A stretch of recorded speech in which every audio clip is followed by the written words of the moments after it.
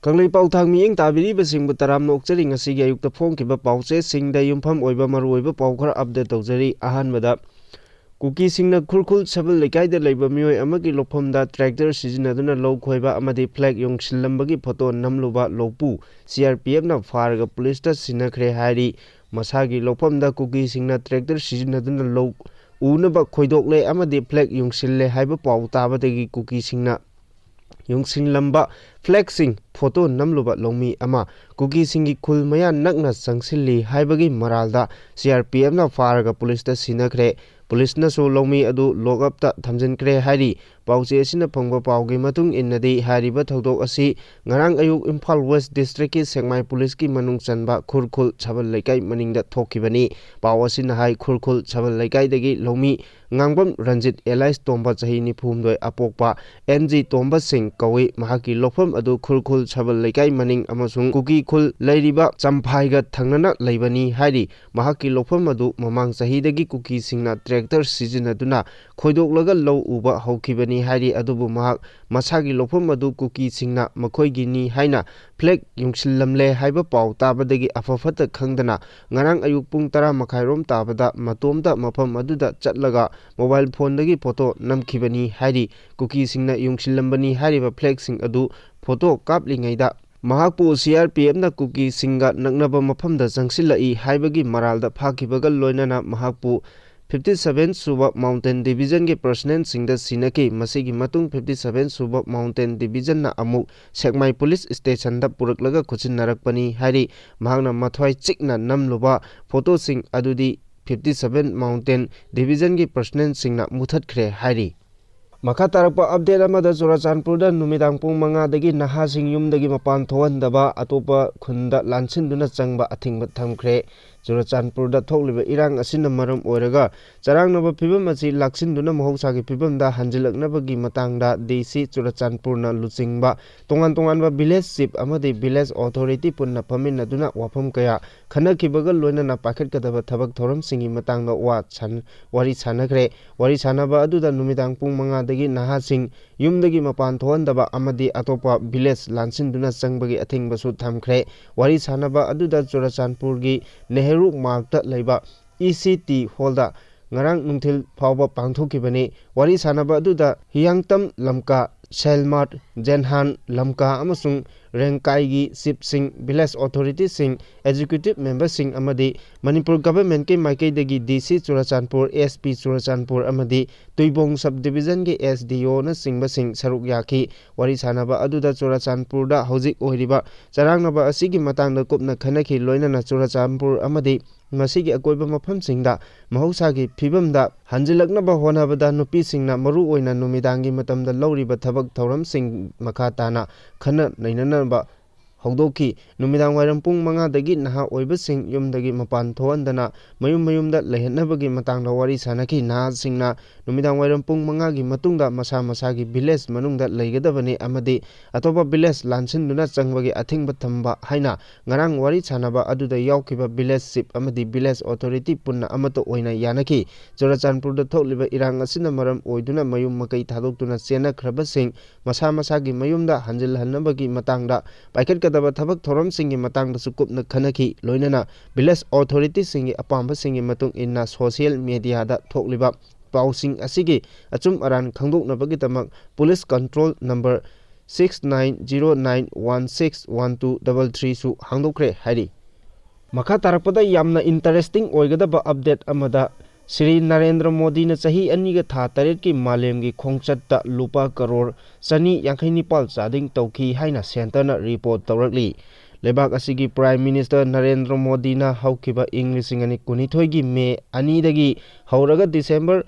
Lisingani kunmari phawbada malemgi tongan ba lebak singda chatkiba punna khongchat kunthra nipalda lupa crore chani yankhai nipal chading tawki haina central government na phongdorakre Narendra Modi gi khwaidagi yamba amata ngairaba khongchatti haukiba English ngani kulumdoida United States of Amerikada punna lupa crore kunithoi changna chatkhiba khongchat aduna oikhi hairi Narendra Modi na malemgi tongan ba lebak kaya da chatkhiba khongchat ta changkhiba senpham singi matangda Rajya Sabha da opposition gi leader Congress Party gi President Malik Arjun Kharge na hanglakiba wahangi paukum oina Minister of State for Affairs Pabitra Mangit na House da thamkhibani Minister gi maiketi gi Prime Minister Narendra Modi na malemgi tongan ba lebak singda chatkhiba lebak singi list sing yauna hojik chathariba anisuba tangkagi parliamentary budget mifamda phongdokhibani Makha tarakpa update arambai tengolna Mukesh ki khongul liba hokre hari hokhiba March 13 tagi mayumdagi thokibadagi ngasi phawba mafam khangdana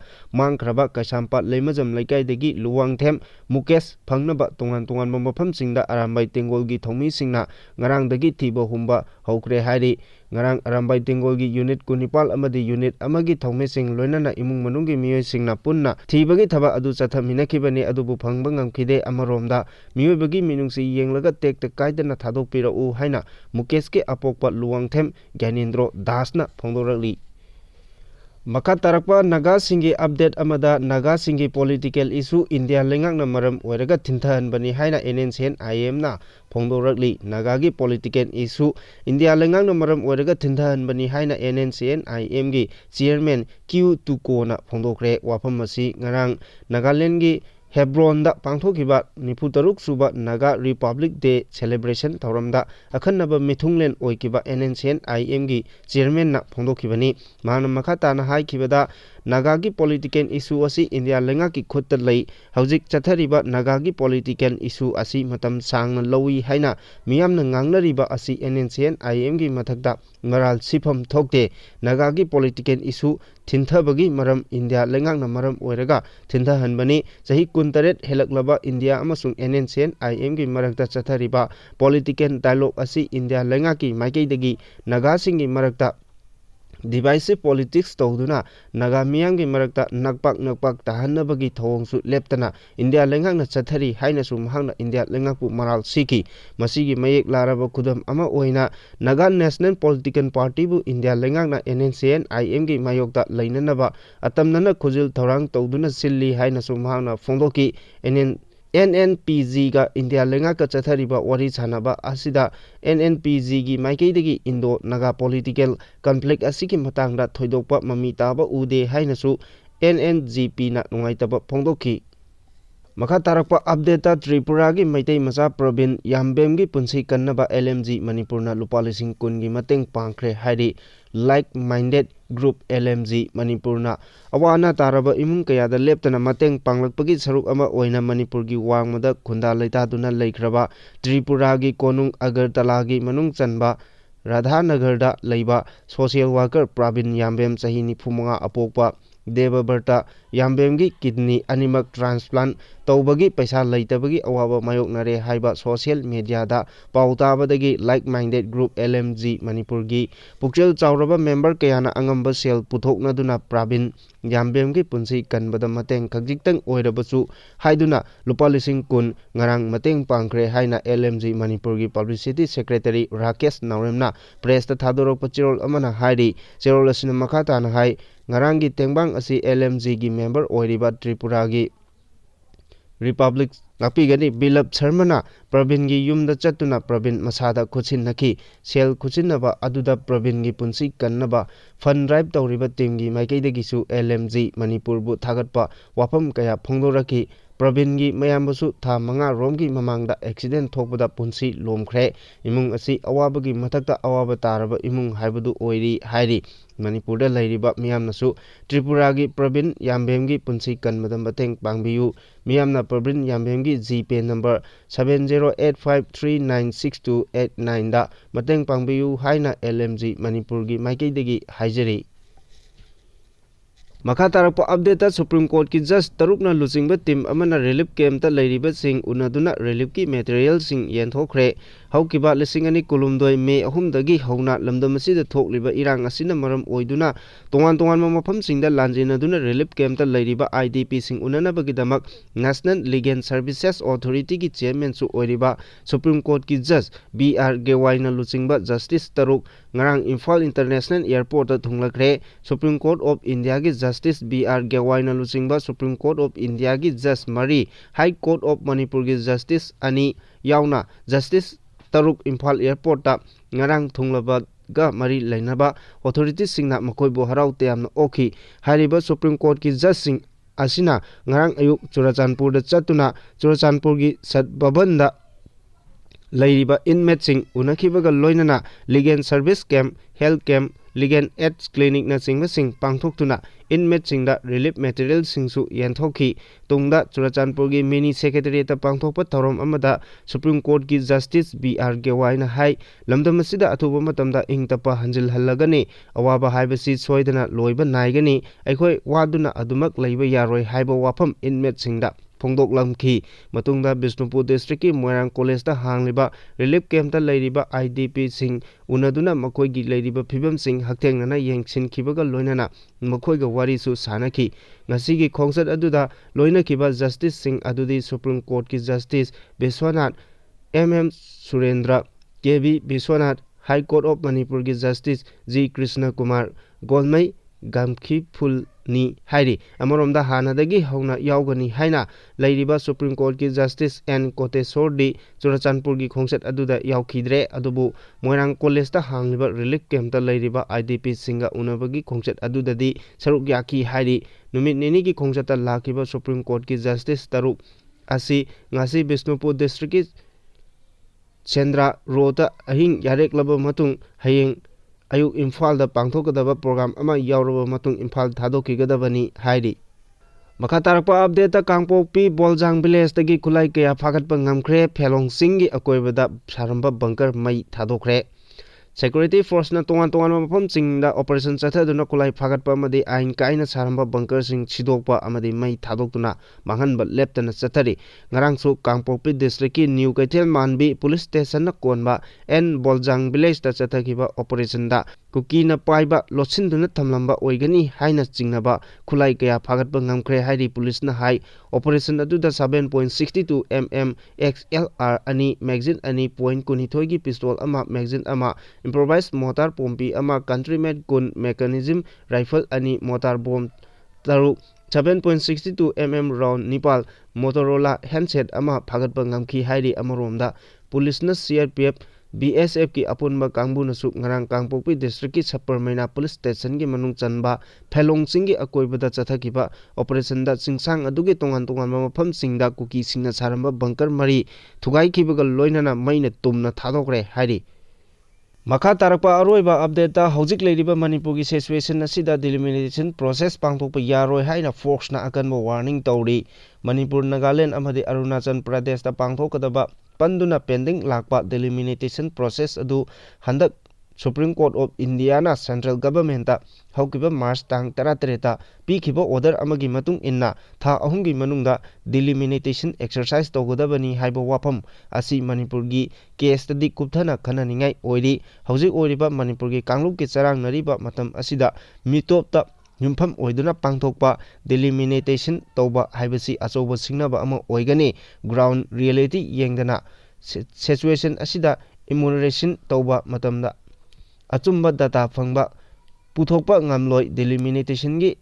ꯑꯃꯗꯤ law and ꯑꯣꯔꯗꯔꯒ ꯌꯥꯝꯅ ꯃꯔꯤ ꯂꯩꯅꯩ ꯍꯥꯏꯕ federation of civil society organisation ꯐꯣꯛꯁ ꯃꯅꯤꯄꯨꯔꯅ ꯊꯣꯛꯄ ꯆꯦꯔꯣꯜ ꯑꯃꯅ ꯐꯣꯡꯗꯣꯔꯛꯂꯤ꯫ ꯆꯦꯔꯣꯜ ꯑꯗꯨꯅ ꯃꯈꯥ ꯇꯥꯗꯨꯅ ꯍꯥꯏ ꯐꯤꯚꯝ ꯑꯁꯤꯗ ꯗꯤꯂꯤꯃꯤꯇꯦꯁꯟ ꯑꯦꯛꯁꯔꯁꯥꯏꯖ ꯄꯥꯡꯊꯣꯛꯄ ꯇꯥꯔꯒꯗꯤ ꯈꯨꯟꯗꯥꯃꯤꯟꯅꯔꯤꯕ ꯏꯊꯅꯤꯛ ꯀꯝꯃꯨꯅꯤꯇꯤꯁꯤꯡꯒꯤ ꯃꯔꯛꯇ ꯃꯤꯁꯑꯟꯗꯔꯁꯇꯦꯟꯗꯤꯡ ꯊꯣꯛꯇꯨꯅ ꯍꯦꯟꯅ ꯆꯔꯥꯡꯅꯕ ꯐꯤꯚꯝ ꯑꯃ ꯊꯣꯛꯂꯛꯄ ꯌꯥꯕꯒꯤ ꯑꯀꯤꯕ ꯂꯩ ꯍꯥꯏꯅꯤꯡꯉꯤ꯫ ꯂꯣꯏꯅꯅ national register of citizen (NRC) ꯇꯧꯗꯨꯅ ꯁꯥꯏꯟꯇꯤꯐꯤꯛ ꯑꯣꯏꯕ ꯗꯦꯇꯥꯁꯤꯡ ꯌꯨꯝꯐꯝ ꯑꯣꯏꯕ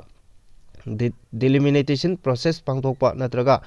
Federation of Civil Society Organization Fox Manipurna yaba ngamloi hairi state asiga yumthangnariba Myanmar da pro democracy amadi military junta anigi marakta thokliba civil war asina maram oiraga state asigi Churachandpur Tengnoupal Chandel amadi Kamjong district singda illegal oina changsilakiba singna state asida demographic imbalance thohalle haibagi report sing mayek sengna lairibani state asiga yumthangnariba Myanmar ga lonariba sanglaba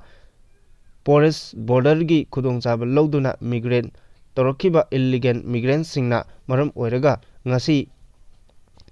Manipur da thokliba tha kunithoi mapung pharaba crisis asiga chauna mari leinai amadi thokhanbani haiba wafam Union Home Minister Amit Shah na Parliament ta phangdokiba leirabani masigi matakta state asigi maru oina chin kuki singna khundaba mafam singi protected amadi reserve forest singda recognize tawdaba khul village Chamapan kuntra mari nongna tasilakle haibagi mayek senglaba report su state lengakta leirabani amasung assembly constituency anida unnatural oina voter listing humpudaret voter hengalamba wafam su leiri Federation of Civil Society Organization Fox Manipurna delimitation process ki mayokta leite masidi Indian Constitution ki provision amagi makada tangkak naina assembly constituency sing amadi Assembly Constitutory Sing Missing Hengalakpagi Matung Inna Nauna Constitution Singi Boundary Lepthokpagi Process Amani Adum Oinamak Haujik Oriba Manipur gi Charang Naba Phibam Asi Centerna Tawrokpa Matung Inna Amadi Illegal Immigrant Sing NRC Tawduna Amadi Khandoktuna Asengba Chumba Chapchaba Accurate Oiba Data Ama Hana Puthoktunna Namfuda Tawrokpa Taragadi Madu Lamdam Asida Khundaminariba Yellow Proof